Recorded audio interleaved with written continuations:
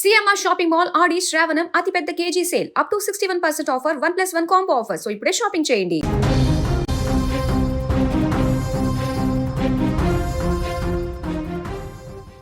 గోదావరి ఉగ్రరూపం దాల్చింది. మహారాష్ట్రలోని నాసిక్ జిల్లాలో పడుతున్నటువంటి ఎడతెరిపి లేని వర్షాలకు ప్రాజెక్టులన్నీ నిండి ప్రాజెక్టు గేట్లు ఓపెన్ చేయడంతో వేల క్యూసెక్కుల నీరంతా కూడా గోదావరిలో వదులుతుండడంతో ఇప్పుడు మహారాష్ట్రలో గోదావరి ప్రవాహం అత్యంత ప్రమాదకరంగా మారింది.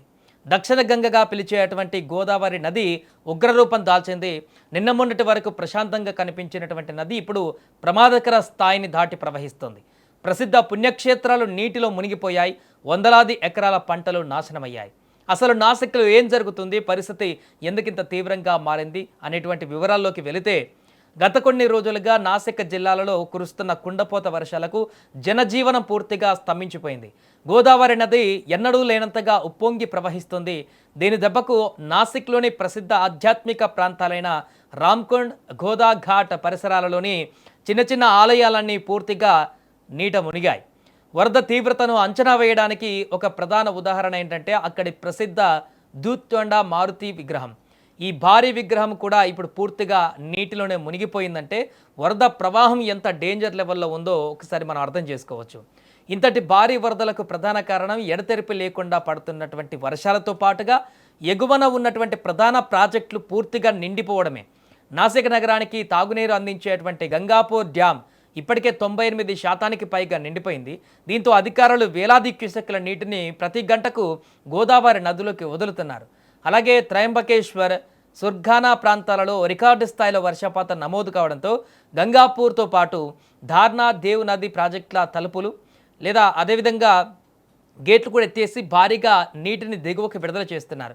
జిల్లాలోని మొత్తం జలాశయాల నీటి మట్టం ఇప్పటికే 72% చేరుకుంది. సో ఈ అకస్మాత్తు వరదల దెబ్బకు నాసిక్ నగరమే కాదు, గ్రామీణ ప్రాంతాలు కూడా విలవిల్లాడిపోతున్నాయి. రైతులు కన్నీరు మున్నీరుగా విలపిస్తున్నారు. వందలాది ఎకరాలలో వేసినటువంటి పంట పొలాలు పూర్తిగా నీట మునిగాయి.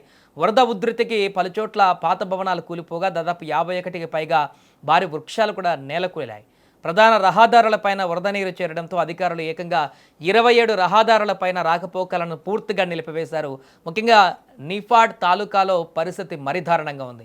అక్కడి పలు వారధులు నీట మునిగిపోవడంతో చుట్టుపక్కల గ్రామాలకు బాహ్య ప్రపంచంతో సంబంధాలు పూర్తిగా తెగిపోయాయి. ఇళ్లలోకి దుకాణాలలోకి వరద నీరు చేరడంతో జనాలు ప్రాణాలను గుప్పెట్లో పెట్టుకుని గడుపుతున్నారు. ఈ ప్రకృతి ప్రకోపానికి సుర్గానా తాలూకాలో ఒకరు ప్రాణాలు కోల్పోవడం కూడా అత్యంత బాధాకరమైనటువంటి విషయంగా మారింది. పలు పశువులు కూడా ఈ వరదలో కొట్టుకుపోయాయి. పరిస్థితి తీవ్రతను గమనించిన జిల్లా యంత్రాంగం మరియు సహాయక బృందాలు వెంటనే రంగంలోకి దిగాయి. నది పరివాహక ముంపు ప్రాంతాలలో చిక్కుకున్న దాదాపు 200 మందికి పైగా ప్రజలను కూడా సురక్షిత ప్రాంతాలకు, పునరావాస కేంద్రాలకు తరలించారు. లోతట్టు ప్రాంతాల ప్రజలు అత్యంత అప్రమత్తంగా ఉండాలని, ఎట్టి పరిస్థితుల్లోనూ గోదావరి నది వైపు వెళ్లకూడదంటూ జిల్లా అధికారులు కూడా కఠిన హెచ్చరికలు జారీ చేశారు. సో ప్రకృతి ముందు మనిషి ఎంత చిన్నవాడో ఇలాంటి ఘటనలు మళ్ళీ మనల్ని గుర్తు చేస్తున్నాయి. గోదావరి తీర ప్రాంతాల ప్రజలు త్వరగా ఈ విపత్తు నుంచి కోలుకోవాలని కోరుకుందాం. కాసేపట్లో అంటే గంటకు పెరుగుతున్నటువంటి ఈ ఉధృతి గోదావరి నది యొక్క ఉగ్రరూపాన్ని చూపించేటువంటి విధంగా మారింది. మహారాష్ట్రలో అంటే మన తెలుగు రాష్ట్రాల్లో అంత హెవీగా వర్షాలు లేనప్పటికీ కూడా మహారాష్ట్రలో కురుస్తున్నటువంటి భారీ వర్షాలకు ఆ వరద అనేది, గోదావరి నది వరద అనేది అంటే తెలుగు రాష్ట్రాల వరకు కూడా వ్యాపించేటువంటి పరిణామం మనకు కనిపిస్తుంది. ఏదేమైనా ప్రస్తుతం అక్కడ గోదావరి అయితే ఎప్పుడు ఏ రకంగా మారుతుందో తెలియనటువంటి ఒక భయానక పరిస్థితి అయితే నాసిక్ నుంచి దిగువ ప్రాంతాల్లో కనిపిస్తుంది.